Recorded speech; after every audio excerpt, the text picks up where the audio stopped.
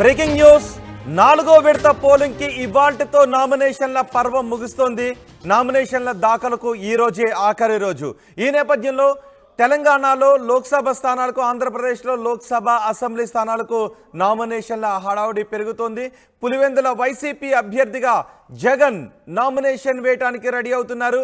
CSI గ్రౌండ్లో భారీ బహిరంగ సభకు కూడా ఏర్పాట్లు చేశారు. ఉదయం 11:25 తర్వాత జగన్ నామినేషన్ దాఖలు చేశారు. నిన్న భారీగా నామినేషన్లు దాఖలు చేశారు. నిన్న ఒక్కరోజే ఎంపీ సీట్లకు 203 మంది నామినేషన్స్ వేశారు. దీంతో పార్లమెంట్ స్థానాలకు మొత్తం ఆంధ్రప్రదేశ్లో నామినేషన్ల సంఖ్య 555కు చేరింది. ఇటు అసెంబ్లీ స్థానాలకు నిన్న ఒక్కరోజే 1123 మంది అభ్యర్థులు నామినేషన్స్ దాఖలు చేశారు. దీంతో మొత్తం ఆంధ్రప్రదేశ్లో అసెంబ్లీ స్థానాలకు ఇప్పటివరకు మొత్తం 3084 మంది అభ్యర్థులు నామినేషన్స్ దాఖలు చేశారు. రేపు నామినేషన్లను పరిశీలిస్తారు. ఈరోజు జగన్ నామినేషన్ దాఖలు చేయడానికి ఏర్పాట్లు చేస్తున్నారు. ఈ రోజే నామినేషన్ల దాఖలకు ఆఖరి రోజు. దీంతో మరింత సమాచారం కోసం మా ప్రతినిధి కిషోర్తో మాట్లాడదాం. కిషోర్, జగన్ నామినేషన్ వేయటానికి ఎటువంటి ఏర్పాట్లు చేస్తున్నారు? అలాగే ఈరోజు బహిరంగ సభకు కూడా ఏర్పాట్లు చేస్తున్నట్టుగా తెలుస్తోంది.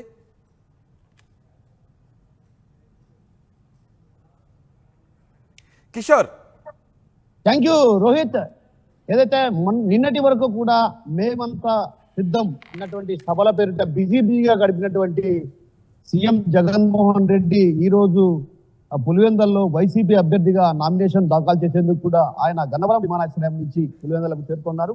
తొలుత గన్నవరం విమానాశ్రయం నుంచి ఏదైతే కడప విమానాశ్రయానికి చేరుకుంటారో అక్కడి నుంచి హెలికాప్టర్ ద్వారా పులివెందలోని బాక్రాపురం చేరుకుంటారు. బాక్రాపురం చేరుకున్నటువంటి అనంతరం కూడా అక్కడి నుంచి నేరుగా ఆయన బహిరంగ సభ వద్దకు వెళ్తారు. ఏదైతే సిఎస్ఐ గ్రౌండ్ లో ఏర్పాటు చేసినటువంటి భారీ బహిరంగ సభలో కూడా ఆయన పులివెందుల ప్రాంత ప్రజలను ఉద్దేశించి కూడా ప్రసంగించడం జరుగుతుంది. తనకు ఇన్ని పెద్ద ఎత్తున ఆదరణ ఇస్తున్నటువంటి పులివెందుల ప్రజల రుణం తీర్చుకోవాలంటూ కూడా గతంలో కూడా వ్యాఖ్యలు చేశారు. ఈసారి కూడా అదే రకమైనటువంటి వ్యాఖ్యలు కూడా చేసే అవకాశాలు లేకపోలేదు. అదే విధంగా తనను ఓడించడానికి ఈ విధంగా కుట్రలు చేస్తున్నటువంటి ఆరోపణలు కూడా బలంగా వినిపించే పరిస్థితి కనిపిస్తుంది. మరోవైపు అనంతరం అక్కడి నుంచి నేరుగా రిటర్నింగ్ అధికారి కార్యాలయానికి చేరుకుంటారు. 11:45 ఆయన నామినేషన్ దాఖలు చేస్తారు. 2 సెట్ల నామినేషన్ కూడా రిటర్నింగ్ అధికారికి అందించబోతున్నారు.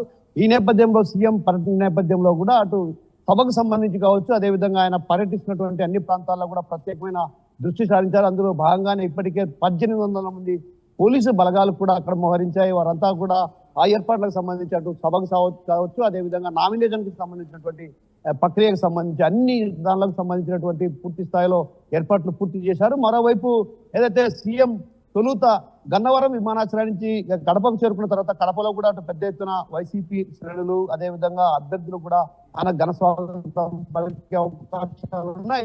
ప్రధానంగా చూస్తుంటే మాత్రం ఈ రోజు ఏదైతే పులివెందుల్లో ప్రత్యేకించి సొంత నియోజకవర్గంలో ఆయన పర్యటిస్తున్నారు కాబట్టి ఖచ్చితంగా ప్రజలకు కూడా తను వివరించే ప్రయత్నం చేసి ఏదైతే సంక్షేమం అభివృద్ధి 2 కళ్ళుగా భావించాం, అందులో భాగంగానే ఇప్పటికే శరవేగంగా కూడా అటు పులివెందుల ప్రాంతాన్ని కూడా పూర్తి స్థాయిలో అభివృద్ధి చేశాం. మరోవైపు అభివృద్ధి మళ్ళీ కొనసాగాలంటే ఖచ్చితంగా తాను సీఎం కావాల్సినటువంటి అవసరం ఎంతైనా ఉంది.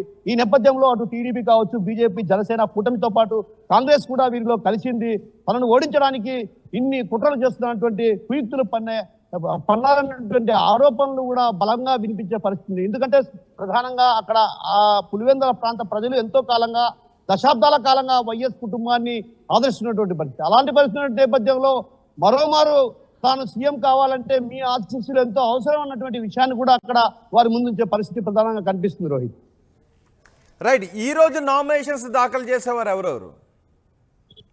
ప్రధానంగా ఈ రోజు కడప జిల్లాలో కమలాపురం నియోజకవర్గ పరిధిలో ఏదైతే పుత్తా నరసింహారెడ్డి, అదేవిధంగా పులివెందుల్లో ప్రధానంగా ఏదైతే అప్రూవల్ గా వివేక హత్య కేసులో అప్రూవల్ గా మారినటువంటి దస్తగిరికి కూడా 1:30 ఆయన నామినేషన్ కూడా దాఖలు చేసే పరిస్థితి ఉంది. ఎందుకంటే ముందు సీఎం 11:45 నామినేషన్ దాఖలు చేసే పరిస్థితి ఉండడంతో ఆయనకు 1:30 గంటలకు నామినేషన్ దాఖలు చేసేందుకు రిటర్నింగ్ అధికారి సమయం ఇవ్వడం కూడా జరిగింది. అయితే 1:30 ఆయన అక్కడికి చేరుకొని ఆయన కూడా భారీ ఎత్తున ర్యాలీ కూడా నిర్వహించే పరిస్థితి ఉంది. ఎందుకంటే అక్కడ ప్రధానంగా వివేక హత్య కేసులో అప్రూవల్ గా మారినటువంటి దస్తగిరి కూడా ఇప్పటికే జన సమీకరణ కూడా చేస్తున్నట్టు తెలుస్తుంది. అందులో భాగంగానే ఆయన కూడా పెద్ద ఎత్తున ర్యాలీగా వెళ్లి 1:30 ప్రాంతంలో మధ్యాహ్నం నామినేషన్ దాఖలు చేసే పరిస్థితి ఉంది. రోహిత్, రైట్ కిషోర్. ఇవాల్టితో నామినేషన్ల దాఖలకు ఆఖరి రోజు కావడంతో ఈ రోజు భారీగా నామినేషన్లు దాఖలయ్యే అవకాశాలు కనిపిస్తున్నాయి. పులివెందుల వైసీపీ అభ్యర్థిగా జగన్ నామినేషన్ వేయడానికి రెడీ అవుతున్నారు. సిఎస్ఐ గ్రౌండ్లో భారీ బహిరంగ సభకు కూడా ఏర్పాట్లు చేస్తున్నారు. ఉదయం 11:25 తర్వాత జగన్ నామినేషన్ వేస్తారు. నిన్న భారీగా నామినేషన్లు దాఖలు చేశారు. ఎంపీ స్థానాలకు 203 మంది అభ్యర్థులు నిన్న నామినేషన్స్ వేశారు. దీంతో పార్లమెంట్ స్థానాలకు ఇప్పటివరకు నామినేషన్స్ వేసిన వారి సంఖ్య 555కు చేరింది.